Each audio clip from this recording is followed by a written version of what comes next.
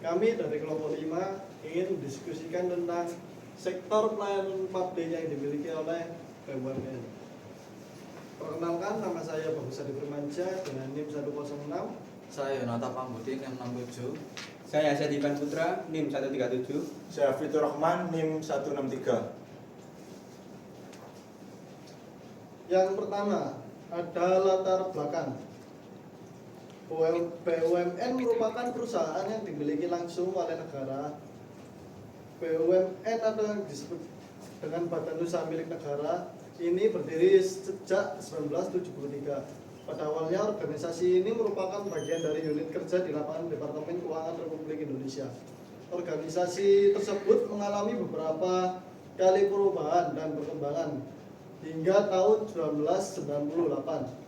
Pemerintah Republik Indonesia mengubah bentuk organisasi pembina dan pengelola BUMN menjadi setingkat kementerian dengan nama Kementerian Negara Pendayagunaan BUMN atau Kepala Badan Pembinaan BUMN.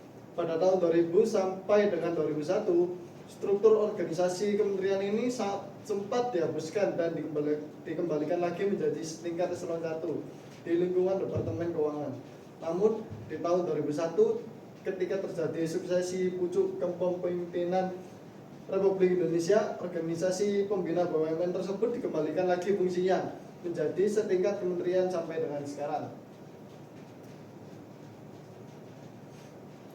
Berdasarkan Undang-Undang Republik Indonesia Nomor 19 Tahun 2003 tentang BUMN, Badan Usaha Milik Negara adalah badan usaha yang seluruhnya atau sebagian besar modalnya dimiliki oleh negara melalui penyertaan secara langsung berasal dari kekayaan negara yang sudah disahkan. BUMN merupakan salah satu pelaku ekonomi dalam sistem perekonomian nasional di samping badan usaha swasta dan koperasi. Pemerintah Indonesia memiliki dua tujuan untuk mendirikan BUMN, yaitu tujuan yang bersifat ekonomi. BUMN dimaksudkan untuk mengelola sektor-sektor bisnis strategis agar tidak dikuasai oleh pihak-pihak tertentu. Bidang-bidang usaha yang menyangkut hajat hidup banyak orang seperti perusahaan listrik, minyak, dan gas bumi sebagaimana diamanatkan dalam pasal 33 UUD 1945. Dengan adanya BUMN diharapkan dapat terjadi peningkatan kesejahteraan masyarakat.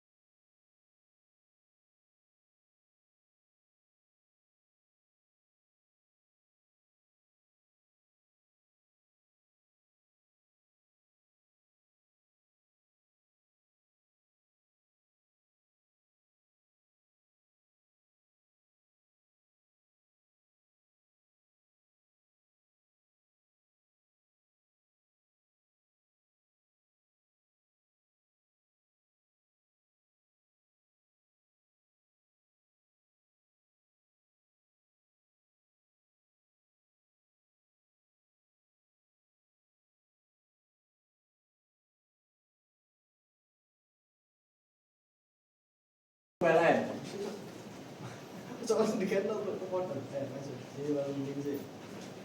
Yang selanjutnya yaitu PLN.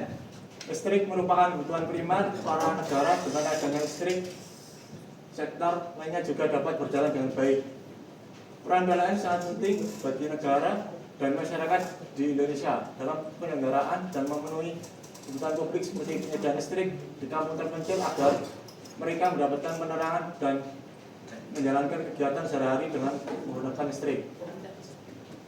PLN menghadapi berbagai tantangan dalam penyediaan listrik, terutama di daerah terpencil. Tantangan ini juga meliputi anggaran pemerintah daerah yang tidak mencukupi dan kondisi geografi yang sulit dijangkau, serta masalah tegangan listrik yang tidak stabil. Selain itu, PLN juga mengalami masalah dalam kualitas layanan dan transmisi. Fokus berlebihan pada peningkatan pasokan listrik yang dapat menyebabkan pemadaman, serta perlakuan diskriminatif terhadap pelanggan. Tantangan ini teknologi juga muncul terutama dalam pembuatan energi terbarukan lebih terjangkau. Adanya untuk mengatasi tantangan ini, PLN juga menemukan beberapa upaya, antara yang pertama yaitu meningkatkan efisiensi dan kualitas layanan melalui aplikasi PLN Mobile. Yang kedua yaitu mendorong penggunaan kendaraan listrik dengan membangun stasiun pengisi kendaraan listrik umum atau SPKLU. Yang ketiga yaitu mendorong masyarakat beralih ke kompor induksi sebagai pengganti kompor LPG. Yang keempat yaitu meningkatkan infrastruktur tata kelola melalui mekanisme GRC atau tata kelola risiko dan kepatuhan. Yang kelima yaitu memperbaiki pedoman manajemen risiko dan pengadaan barang dan jasa. Yang keenam yaitu membangun sistem manajemen anti penipuan dan anti suap. Yang selanjutnya ada PT Telekomunikasi Indonesia atau yang disebut dengan PT Telkom. PT Telkom Indonesia atau yang lebih dikenal sebagai Telkom memberikan beragam bentuk pelayanan publik yang sangat penting bagi masyarakat Indonesia. Sebagai perusahaan telekomunikasi terbesar di Indonesia. Cacok. Asli. Ayo. Lanjut ya. Telkom aja balik. Telkom. Kamu mau biar dikat-kat dulu. Pasti lah. Gua aku cuk sing ngomong cuk. Stop nyebut. Wes lah, harus nyebut. Wis Dang, lanjut Dang. Wis langsung ya lho, kok katen dhewe. Cik mulai terus kok. Wes pas lagi, Vi. Wis mau. Gak tak post blas. Ayo kok katen. Kita baru coba dulu ya. Ayo Dang. Bisa. Wis katen kok. Berikutnya ada PT Telekomunikasi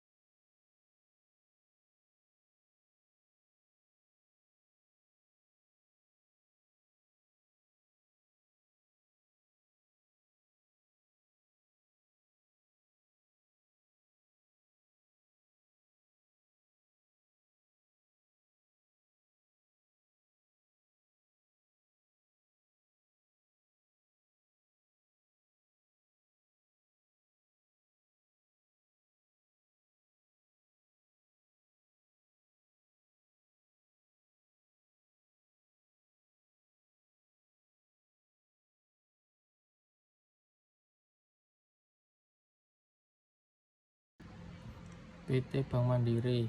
Bentuk pelayanan utama yang diberikan oleh PT Bank Mandiri yaitu simpanan. Bank Mandiri menyediakan berbagai jenis tabungan seperti tabungan rupiah, tabungan now, tabungan falas, tabungan rencana, dan lain-lain. Yang kedua ada pinjaman, mulai dari pinjaman konsumer, KPR hingga kredit kendaraan. Yang ketiga ada kartu kredit, berbagai jenis kartu kredit dengan fitur dan benefit yang menarik seperti cashback, reward, dan akses berbagai fasilitas eksklusif. Yang berikutnya ada asuransi. Bank Mandiri juga menawarkan produk asuransi yang bekerja sama dengan perusahaan asuransi terkemuka. Berikutnya ada investasi. Bagi nasabah yang ingin berinvestasi, Bank Mandiri menyediakan berbagai produk investasi seperti reksadana, obligasi, dan saham. Tantangan utama yang dihadapi PT Bank Mandiri yaitu persaingan semakin ketat, bank digital, fintech, bank konvensional lainnya, perubahan perilaku konsumen, digitalisasi, ekspektasi yang tinggi, kondisi ekonomi makro. Berikutnya ada PT KAI. PT KAI memiliki peran dalam pelayanan publik, diantaranya menyediakan jasa angkutan kereta api, penumpang, dan barang. Kedua, memfasilitasi perpindahan orang dan barang secara massal. Tiga, meningkatkan kualitas pelayanan, memberikan inovasi dalam pelayanan, menjaga keamanan penumpang, menjaga kebersihan di stasiun dan di dalam kereta api, meningkatkan fasilitas kereta api. Tantangan yang dihadapi oleh PT KAI yaitu keterlambatan kereta, perawatan prasarana, minat masyarakat, sistem pelayanan online. Selanjutnya, yang terakhir ada kesimpulan. Badan Usaha Milik Negara atau BUMN adalah perusahaan yang sepenuhnya atau sebagian besar dimiliki oleh negara. Didirikan pada tahun 1973 sebagai bagian dari Departemen Keuangan Republik Indonesia. Sejak itu, BUMN mengalami beberapa perubahan organisasi, termasuk pengubahan status menjadi kementerian pada tahun 1998. Berdasarkan Undang-Undang Nomor 19 Tahun 2003, BUMN berfungsi sebagai pelaku ekonomi dalam sistem perekonomian nasional, mengelola sektor-sektor strategis untuk mencegah penguasaan oleh pihak tertentu, serta berkontribusi pada kesejahteraan masyarakat melalui penciptaan lapangan kerja dan pengembangan ekonomi lokal. BUMN juga berperan penting dalam penyediaan layanan publik di bidang kepentingan umum seperti listrik, air, minyak, dan gas bumi. Contoh BUMN di Indonesia meliputi PT Pelindo, PT Pertamina, PLN, PT Telekomunikasi Indonesia, PT Bank Mandiri, dan PT Kereta Api Indonesia. Sekian dari kelompok kami yaitu kelompok 5 yang membahas tentang sektor pelayanan publik yang dimiliki oleh BUMN. Bila ada kesalahan dari kelompok kami, mohon maaf sebesar-besarnya. Terima kasih. Wassalamualaikum warahmatullahi wabarakatuh. Kamsahamnida.